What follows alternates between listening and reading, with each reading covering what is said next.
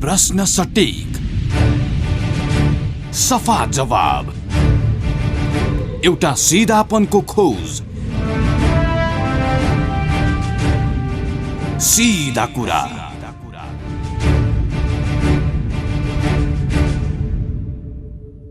नमस्कार, कार्यक्रम सीधा कुरामा स्वागत छ। म कृष्ण तिमल सिन्हा।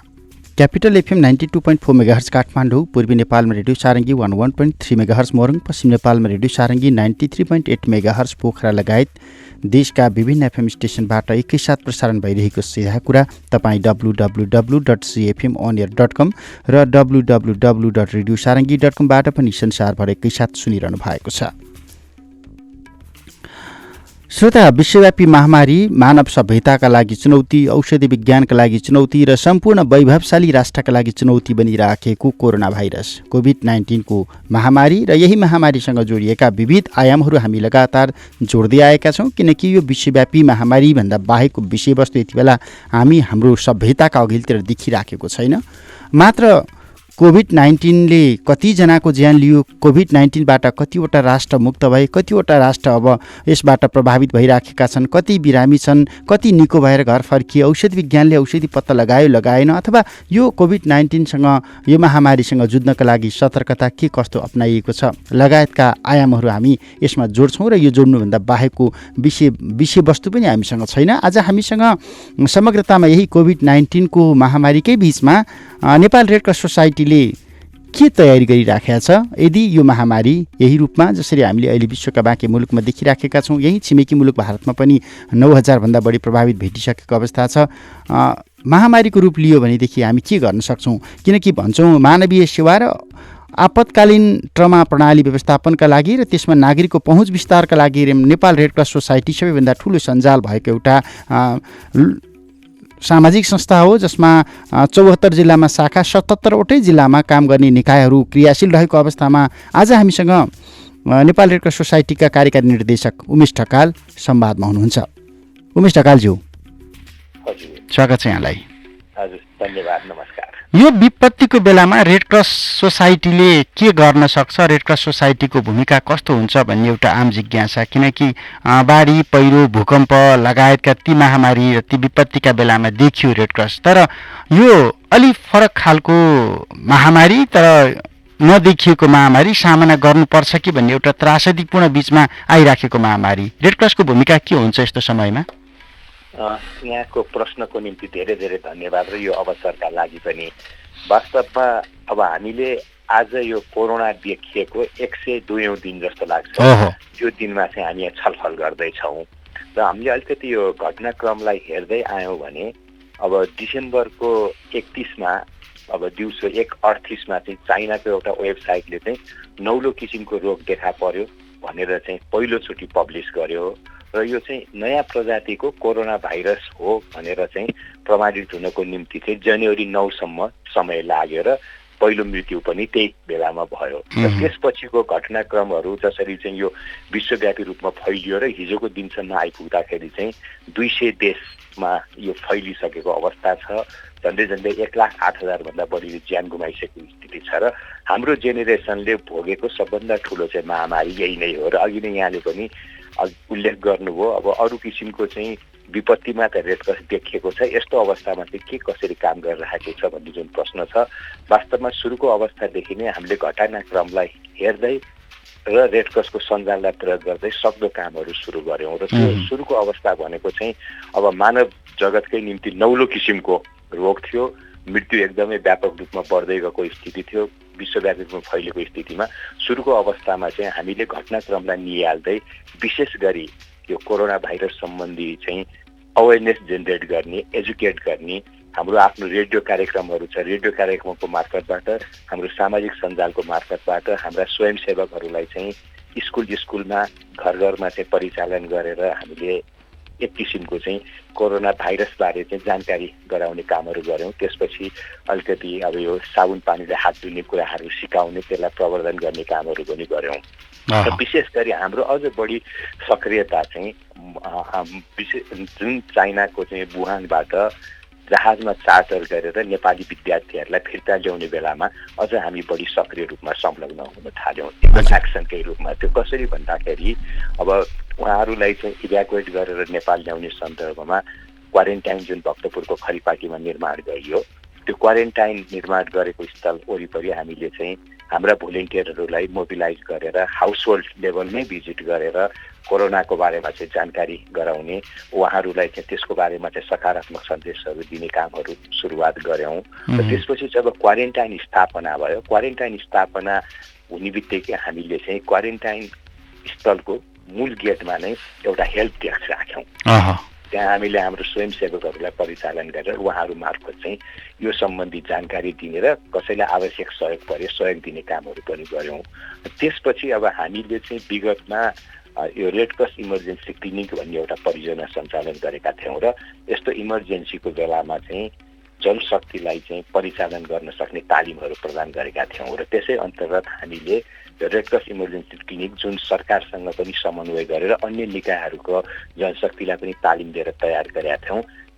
क्वारेन्टाइन साइटभित्र कुनै किसिमको चाहिँ स्वास्थ्य सहयोग आवश्यक पर्यो भने उहाँहरू मार्फत सहयोग दिन सक्ने हुनाले हामीले उहाँहरूलाई पनि त्यहाँ मोबिलाइज गऱ्यौँ। त्यसरी हामीले कामहरू गऱ्यौँ र अहिले आएर हामीले चाहिँ 77 जिल्लामा, त्यसपछि हाम्रो जिल्लाभन्दा तल चाहिँ 1500 भन्दा बढी उपशाखा छन्, उपशाखाहरूलाई परिचालन गरेर यो बेलामा पनि हामीले साधन स्रोतले भ्याएसम्म एकदम क्रियाशील भएर काम गरिराखेका छौँ। र अघि नै यहाँले पनि उल्लेख गर्नुभयो, अब हामीले नियमित रूपमा भोगेको विपत्ति होइन, यो एउटा महामारीकै अवस्था हो र नेपाल मात्र प्रभावित नभइकन विश्व प्रभावित भएको अवस्थामा चाहिँ अब समयलाई मध्यनजर राख्दै म छोटकरीमा हामीले के गरिराखेका छौँ र के गर्न सोचेका छौँ भन्ने बारेमा पनि यहाँ राख्न अनुमति चाहन्छु। हजुर हजुर।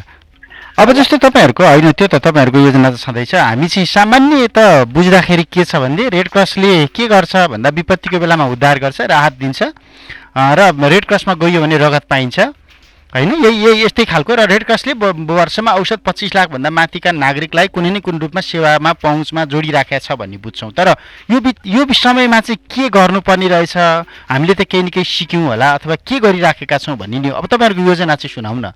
ए हजुर, अब मैले ठ्याक्कै त्यही कुरालाई जोड्न खोजेको थिएँ, यहाँले मलाई सजिलो बनाइदिनु भयो।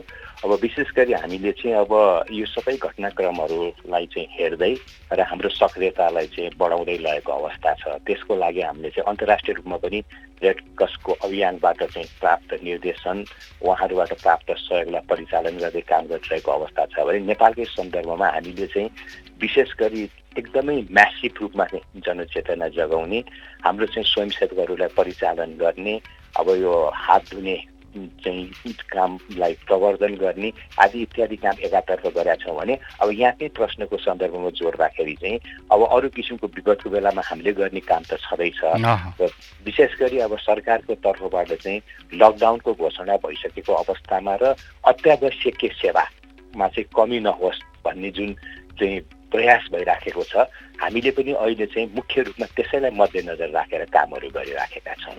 र त्यसमा विशेष गरी हामीले चाहिँ यहाँले पनि उल्लेख गर्नुभयो, एउटा महत्त्वपूर्ण सेवा नेपाल रेड क्रस सोसाइटीले देशभरि नै सञ्चालन गरेको भनेको रक्त सञ्चार सेवा।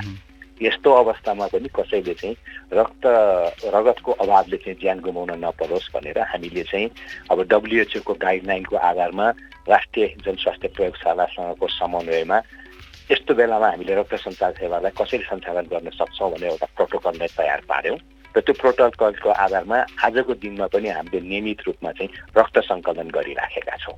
हिजोको जस्तो अब सजिलो अवस्था त छैन, तथापि अब धेरै केन्द्रहरूमा चाहिँ स्वयंसेवी रक्तदाताहरू आफै नै स्वतःस्फूर्त रूपमा आएर रक्तदान गरिरहनु भएको अवस्था छ। अर्कोतर्फ हामीले चाहिँ रक्तदाताहरूलाई सहज होस् भनेर आफ्नो भेहिकलहरू, आफ्नो टिमहरू मोबिलाइज गरेर विभिन्न ठाउँमा चाहिँ गएर रगत सङ्कलनहरू पनि गरिराखेका छौँ र त्यो गर्ने सिलसिलामा हामीलाई स्वयंसेवी रक्तदाताहरू, रक्तदानमा सहयोग गर्ने संस्थाहरू, त्यसपछि विभिन्न किसिमको अन्य संस्थाहरूले पनि सहयोग पुर्याइरहनु भएको छ र आजको दिनसम्म हामीले ठ्याक्कै रगतको अभाव भयो भन्ने अवस्था बेहोर्नु परेको स्थिति छैन।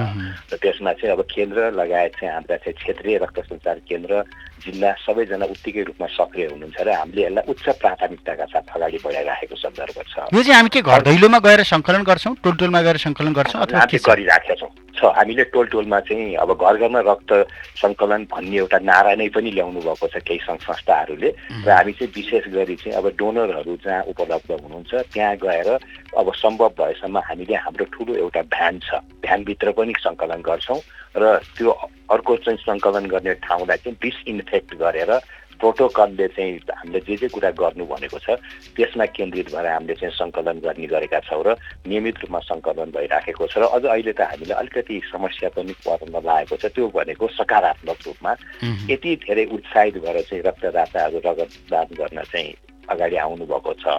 तर हामीले फेरि अब यो रगतलाई धेरै दिन राख्न पनि सक्दैनौँ। अब होल ब्लडलाई चाहिँ 5 हप्ताको कुरा हो, अरूलाई त अब यो कम्पोनेन्टहरू बनाइसकेपछि प्राविधिकहरूको भनाइअनुसार 3 दिनभन्दा बढी राख्न मिल्दैन। अब हामीले बढी कलेक्सन भएर त्यो अनुसार फेरि सप्लाई गर्न सकेनौँ भने खेर पनि जाने भएको हुनाले हामीले कतिपय रक्तदाताहरूलाई कतिपय संस्थाहरूलाई चाहिँ के अनुरोध गरेका छौँ भन्दाखेरि यहाँहरूको जुन उत्साह छ सहयोगको हामी उच्च सराहना गर्दै तर जति बेला आवश्यक पर्छ त्यति बेला चाहिँ हामी यहाँहरूलाई अनुरोध गर्छौँ। अहिले हामीसँग यथेष्ट रूपमा सङ्कलन भएको छ, तसर्थ यहाँहरू केही दिन कुर्दिनु होला भनेर अनुरोध गर्नु परेको स्थिति पनि छ। मतलब सामान्यत अस्पतालहरूमा बिरामीको उपचार अलिकति कम भइराखेको छ, त्यहाँनिर खपत कम भयो नि है? हजुर, म पनि त्यसमा पनि आउँदै ठ्याक्कै यहाँले मलाई सजिलो बनाइदिनु भएको छ। अब अघि पछिको अवस्थाभन्दा अहिले अलिकति रगतको माग कम पनि छ। अब अहिले चाहिँ अब विशेष गरी एक्सिडेन्टल केसहरू पनि कम छ। त्यसपछि अब हस्पिटलहरूमा अलि अपरेसनहरू पनि कम भएको कारणले गर्दाखेरि माग पनि कमै छ। तथापि अब अहिले हामीलाई चाहिँ नियमित रूपमा अघि पछि पनि चाहिँ सप्लाई गर्नुपर्ने र अहिले पनि सप्लाई गर्नुपर्ने 2-3वटा क्षेत्रहरूमा चाहिँ हामीले एकदमै पूर्व तयारीसहित बस्नुपर्ने छ। त्यो भनेको एउटा चाहिँ डेलिभरी केसेसहरूको निम्ति पनि माग यथावत छँदैछ। अर्को कुरो चाहिँ अब विशेष गरी चाहिँ यो क्यान्सरको पेसेन्टहरूको निम्ति चाहिँ ब्लड कम्पोनेन्टको माग यथावत नै हुन्छ। त्यसको निम्ति पनि हामीले चाहिँ अब पूर्व तयारी अवस्थामा र त्यो सप्लाईलाई ब्यालेन्स गर्ने हिसाबले काम गर्नुपर्ने हुन्छ। त्यस्तै गरी थ्यालेसेमियाको बिरामीहरू र अहिले पनि विशेष गरी अलिकति यो मुटुको चाहिँ अपरेसनहरू जुन इमिडिएटली गर्नुपर्ने हुन्छ त्यस्तो केसहरूमा डिमान्ड आएको हुनाले हामीले त्यसलाई पनि विश्लेषण गरेर मागको स्थिति कस्तो छ र त्यसलाई आपूर्ति गर्नको निम्ति हामीले कति कलेक्सन गर्नुपर्छ, कम्पोनेन्टलाई कसरी बनाउनुपर्छ भन्ने हिसाबले चाहिँ काम गरिरहेको चाहिँ छ र अब ब्लडलाई हामीले त्यसरी म्यानेज गरेको छौँ।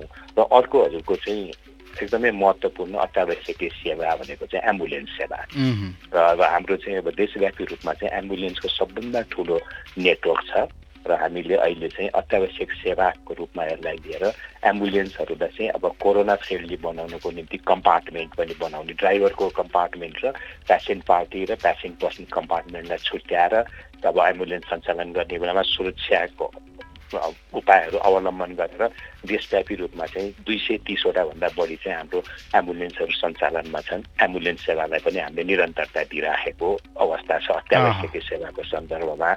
त्यसबाहेक पनि अब हामीले यो त्यो तपाईँले भनेको चाहिँ त्यो ड्राइभर र बिरामीको सन्दर्भ चाहिँ कोरोना रोग लागेका पुष्टि भएकै बिरामी बोक्नु पर्यो भने पनि ड्राइभर डराउनु नहुने स्थिति, डराउनु नपर्ने स्थिति कहाँनिर हामीले देखिराखेका थियौँ। कोरोनाको आशंका देखेपछि ड्राइभरले जागिरी छोडेर एम्बुलेन्स छोडेर भागे भन्ने एउटा समाचार पनि आइरहेको थियो। त्यो परिस्थिति नआओस् भन्नको लागि सतर्कता अपनाउँदै हुनुहुन्छ?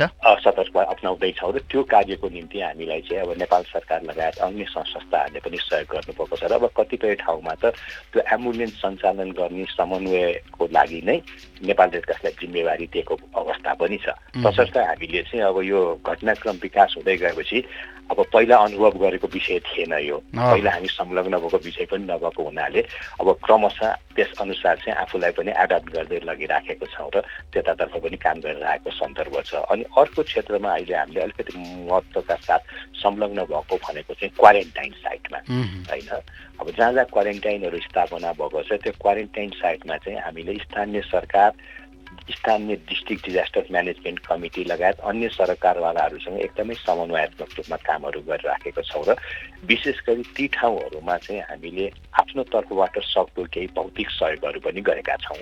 त्यसमा ब्ल्याङ्केटको सहयोगहरू छ, टार्पोलिनको सहयोगहरू छ, टेन्टको सहयोग छ, अब हामीले बाल्टिनहरूको अनि त्यसपछि चाहिँ जगहरूको, साबुनहरूको पनि सहयोगहरू उपलब्ध गराएका छौँ र फेरि नेपाल सरकारले चाहिँ यो क्वारेन्टाइन व्यवस्थापन सम्बन्धी एउटा चाहिँ निर्देशिका नै जारी गरेको छ र त्यसमा चाहिँ अब स्थानीय स्तरमा व्यवस्थापन समिति चाहिँ सहायक सिडिओ ज्यूको अध्यक्षतामा हुन्छ र त्यसमा चाहिँ रेड क्रसलाई पनि सदस्यकै रूपमा चाहिँ उल्लेख गरिएको छ।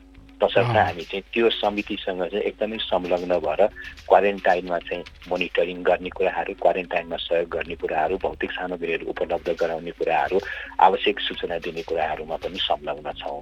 र त्यसको साथसाथै त्योसँग जोडिएको एउटा महत्त्वपूर्ण क्षेत्र सम्भवतः रेड क्रसले मात्र गर्छ होला, त्यो क्षेत्रमा पनि संलग्न छौँ। त्यो भनेको चाहिँ हामी रेस्टोरिङ फ्यामिली लिङ्क्स भनेर भन्छौँ।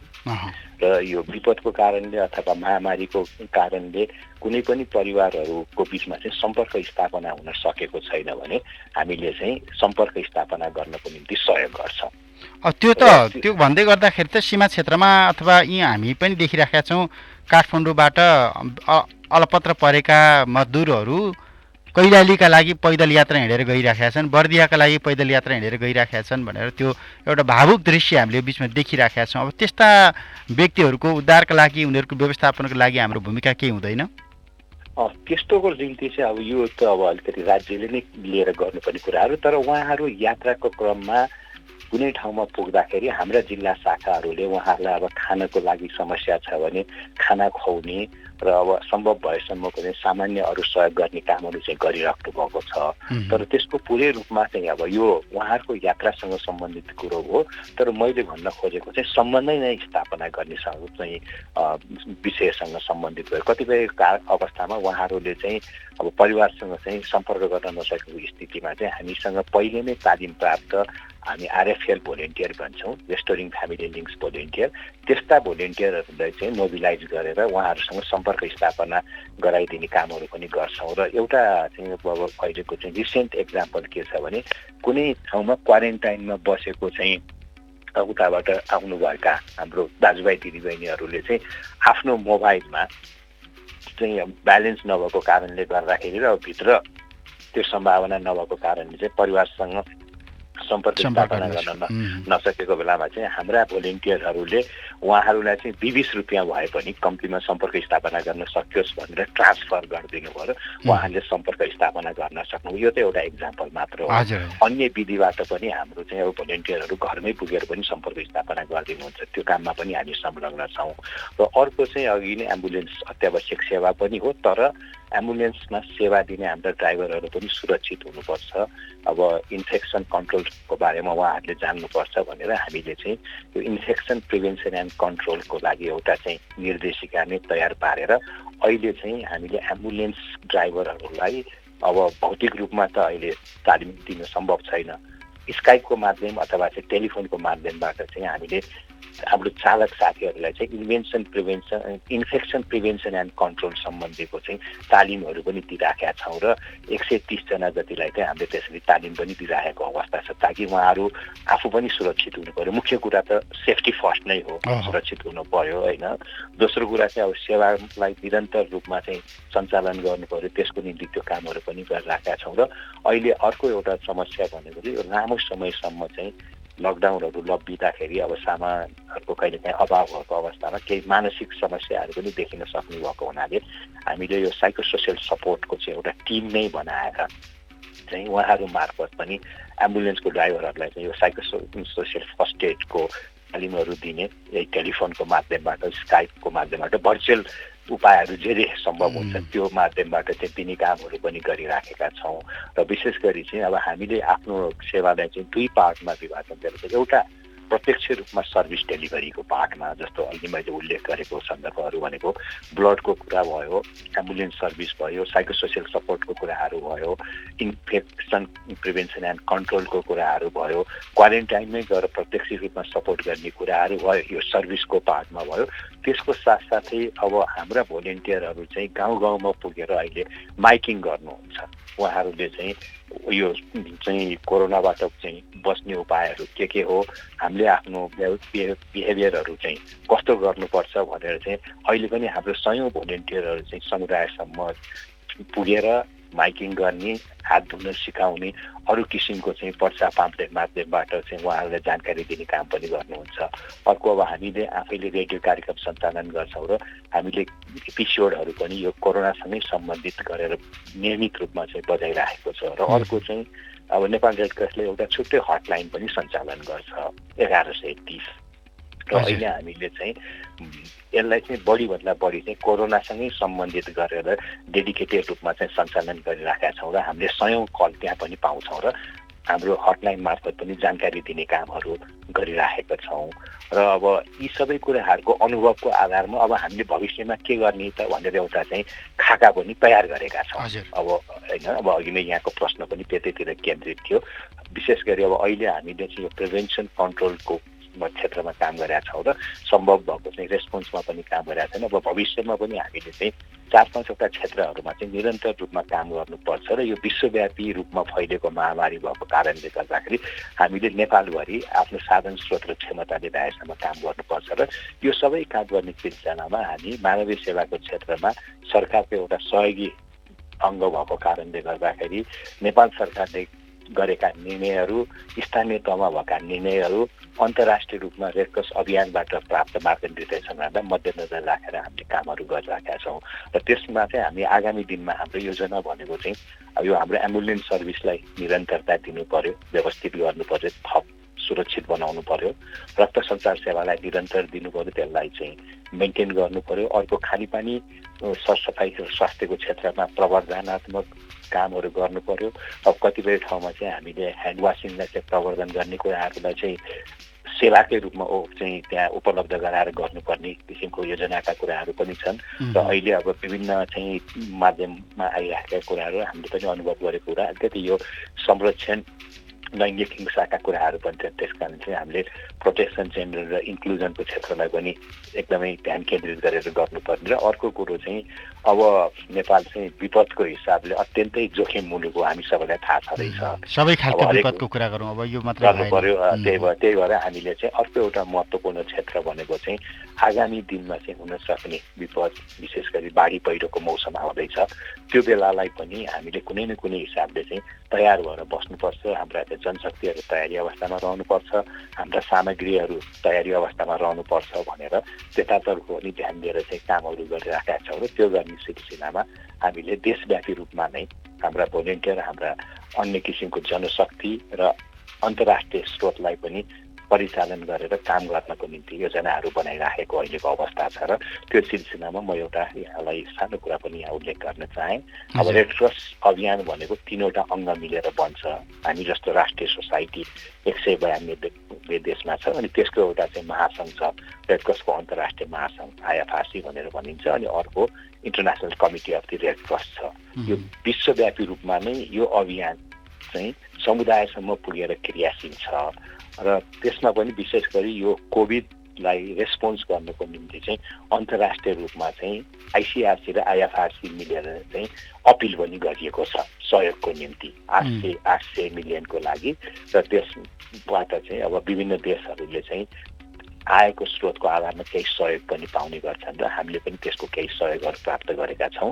र हाम्रो आफ्नो योजना अनुसार हामीले थप स्रोतहरू परिचालन गर्नको निम्ति पनि कामहरू गरिराखेका छौँ। त्यस अन्य साझेदारले पनि सहयोग दिइराख्नु भएको छ। तसर्थ अब अहिले हामीले चाहिँ 2टा पक्षमा गरिराखेका छ। एउटा अब स्थानीय स्तरमा गर्न सकिने सहयोगहरू, हाम्रो सामाजिक सञ्जालहरू प्रयोग गरेर दिन सक्ने सूचनाहरू, रेडियो कार्यक्रम मार्फत दिन सक्ने सूचनाहरू, भोलिन्टियर मोबिलाइज गरेर दिन सक्ने सूचनाहरूको एउटा पार्ट भयो भने सर्भिसकै पार्टमा क्वारेन्टाइनमा गर्ने कुराहरू भयो, साइकोसोसियल सपोर्टको कुराहरू भयो, त्यसपछि इन्फेक्सन प्रिभेन्सन कन्ट्रोलको कुरा भयो, रेस्टोरिङ फ्यामिली लिङ्क्सको कुराहरू भयो, एम्बुलेन्स सर्भिसलाई निरन्तरता दिने कुराहरू, मेन्टेन गर्ने कुराहरू, रक्त सञ्चार सेवालाई गर्ने कुराहरूमा ध्यान केन्द्रित गरिरहेका छौँ। यो सँगसँगै हामीले चाहिँ अब यो त लामो समय जान्छ, अब लामो समय भविष्यमा चाहिँ हुने अन्य विपत्तिहरूलाई पनि कसरी हामीले चाहिँ प्रतिकार्य गर्ने, र यसलाई पनि निरन्तर रूपमा चाहिँ प्रिभेन्सन कन्ट्रोल र रेस्पोन्सको निम्ति चाहिँ कसरी अगाडि बढ्ने भनेर एउटा प्रिपेयरनेस र रेस्पोन्सको प्लान नै बनाएर अगाडि बढिरहेको छ। अब यहाँनिर जस्तो तपाईँले माथि उल्लेख गर्नुभएको जोखिममा रहेका समुदायहरू व्यक्तिहरूको संरक्षण र उनीहरूको परिवार मिलनको कुरा भइहाल्यो,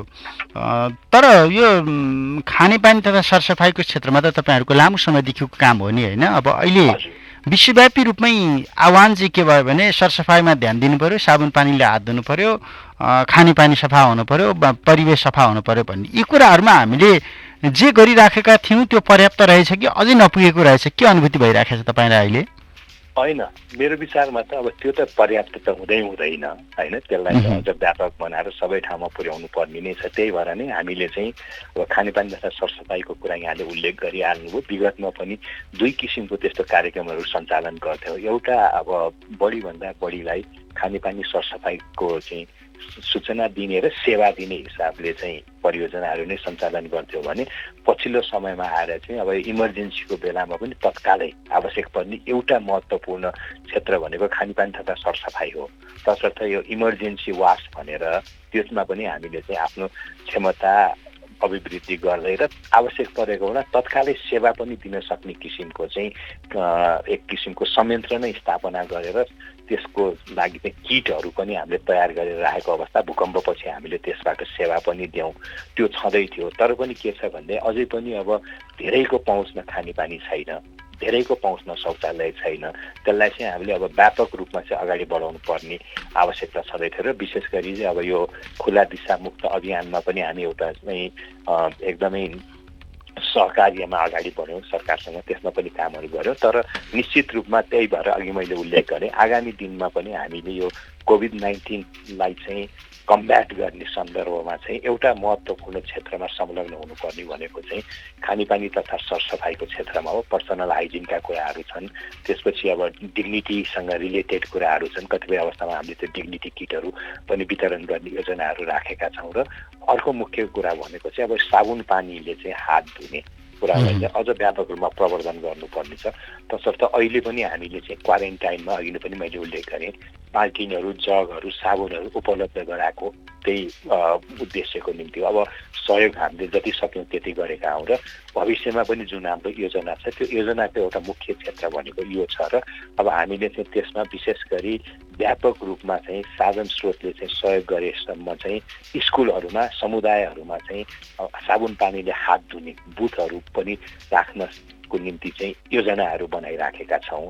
अब कति सकिन्छ त्यो आफ्नो ठाउँमा छ, तर पनि के छ भने यो अझ पर्याप्त छैन, यसलाई अझ व्यापक बनाउनुपर्छ, अझ पर्याप्त रूपमा पुर्याउनु पर्छ भनेर राष्ट्रिय अभियानमा हामीले पनि सक्दो सहयोग गरिराखेका छौँ। राज्यका निकायहरूसँग अङ्गसँगको समन्वय चाहिँ कस्तो छ अन्त्यमा? अब यहाँनिर 3 तहको सरकार छ हामीसँग, राज्यको आफ्नै प्रणाली अथवा संयन्त्र, सबै संयन्त्रका लागि नयाँ हो। तपाईँहरूलाई जसरी नयाँ, सबैको लागि नयाँ, चिकित्सकका लागि नयाँ, स्वास्थ्य संस्थाका लागि नयाँ, सबैलाई नयाँ भइरहँदाखेरि समन्वय कसरी गरिराख्नु भएको छ? होइन, हाम्रो चाहिँ वास्तवमा के छ भने अब पहिला पनि हामी समुदाय स्तरसम्मै नै थियौँ र अहिले अब यो प्रादेशिक संरचना भइसकेपछि हामीले एउटा प्रदेश तह पनि थपेर हाम्रो सङ्गठनमा त्यो व्यवस्था गरिसकेको अवस्था छ। वैधानिक व्यवस्था नै छ र विगतमा पनि हाम्रो चाहिँ केन्द्रीय लेभलदेखि स्थानीय तहसम्म एकदम समन्वयात्मक रूपमा हामीले काम गरेका थियौँ र अघि नै पनि मैले उल्लेख गरेँ हामी मानवीय सेवाको क्षेत्रमा काम गर्ने सबभन्दा ठुलो संस्था हौ। र अर्को कुरो चाहिँ मानवीय सेवाको क्षेत्रमा सरकारको सहयोगको रूपमा काम गर्ने संस्था भएको हुनाले हाम्रो राष्ट्रिय तहदेखि लिएर स्थानीय तहसम्म एकदमै राम्रो समन्वय छ। र केन्द्रीय लेभलमा अब गृह मन्त्रालयदेखि लिएर अब हाम्रो अहिले त विशेष गरी स्वास्थ्यको चाहिँ हेल्थ इमर्जेन्सी अपरेसन सेन्टर,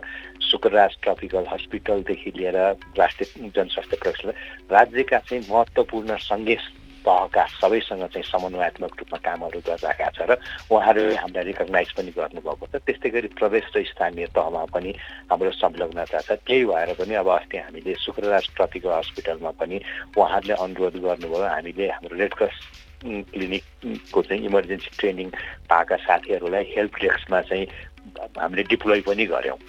त्यस्तै गरी अब चाहिँ अहिले अघि नै पनि मैले उल्लेख गरेँ अब यो क्वारेन्टाइनको व्यवस्थापन समितिमा पनि रेडक्रसलाई राखिएको छ। रेडक्रसले एकदमै नजिक भएर काम गरेको छ र भर्खरै सरकारले चाहिँ यस्तो बेलामा प्रिभेन्सन र कन्ट्रोललाई चाहिँ म्यानेज गर्नकै स्थानीय तहमा स्वयंसेवक परिचालनको चाहिँ एउटा मार्गनिर्देशन भर्खरै जारी गरेको छ र त्यसमा पनि स्थानीय तहमा बन्ने त्यस्तो समितिमा रेड क्रसको संलग्नतालाई सुनिश्चित गरिएको छ। र अघि नै पनि मैले उल्लेख गरेँ, अब जिल्ला विपद व्यवस्थापन समितिमा पनि हामी सदस्यको रूपमा रहेका छौँ। त्यस्तै गरी स्थानीय सरकारको नगरपालिकाको चाहिँ विभिन्न तहमा एकदमै समन्वयात्मक रूपमा काम भइरहेछ। गाउँपालिकामा क्वारेन्टाइन स्थापना गर्नेदेखि र अन्य सबै काममा एकदमै समन्वयको रूपमा काम गरिरहेको छ।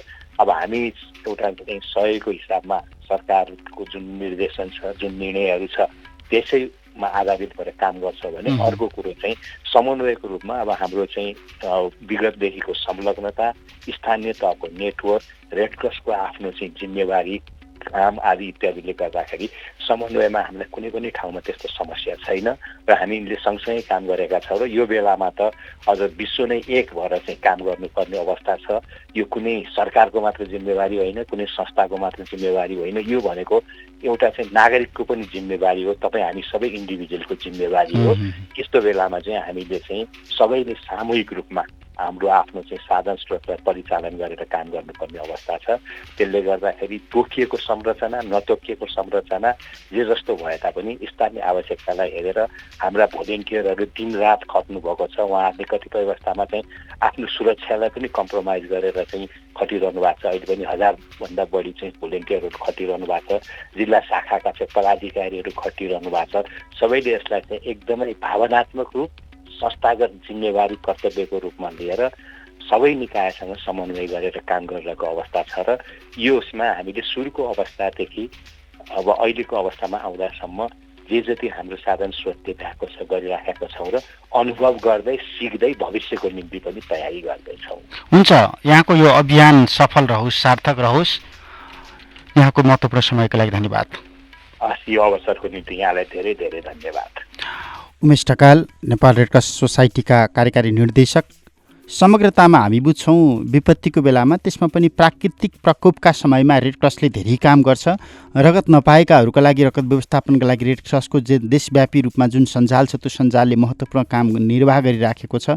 आकस्मिक सेवामा खटिएका सवारी साधन, विशेष गरी एम्बुलेन्सहरू सञ्चालन गर्ने र बिरामीको व्यवस्थापन गर्ने, जोखिममा रहेका व्यक्तिहरूको र समुदायहरूको संरक्षण र सहकार्यका लागि अग्रसरता देखाउने, आपतकालीन ट्रमा प्रणाली मार्फत सेवा विस्तार गर्ने, जोखिम न्यूनीकरणका लागि सचेतना अभियान चलाउने र एकीकृत विपद व्यवस्थापन जस्ता क्षेत्रमा काम गर्ने लगायतका एउटा महत्त्वपूर्ण अभियानमा जोडिएको रेड क्रस अथवा रेड क्रसका निम्ति अहिले पछिल्लो समयमा आएको कोभिड-19 कोरोना भाइरसको महामारी र यो महामारीसँग जोड्नका लागि, मानवीय सेवालाई अरू विस्तार गर्नका लागि, आपतकालीन ट्रमा प्रणालीमा नागरिकको पहुँच विस्तार गर्नका लागि, रक्त सञ्चार सेवालाई सर्वसुलभ बनाउनको लागि के कस्तो काम गरिराखेको छ रेड क्रसले। यो किनकि यो नितान्त नयाँ एउटा चुनौती हो र यो चुनौती विश्वका लागि नयाँ भइराखेको सन्दर्भमा रेड क्रसका लागि स्वाभाविक रूपमा नयाँ चुनौती हो। तर पनि नयाँ चुनौतीबाट पाठ सिक्दै रेड क्रसले के गर्यो र भोलिका दिनमा के गर्दैछ, यिनी जिज्ञासामा जोडिएर संवाद गऱ्यौँ। समय र संवादका लागि म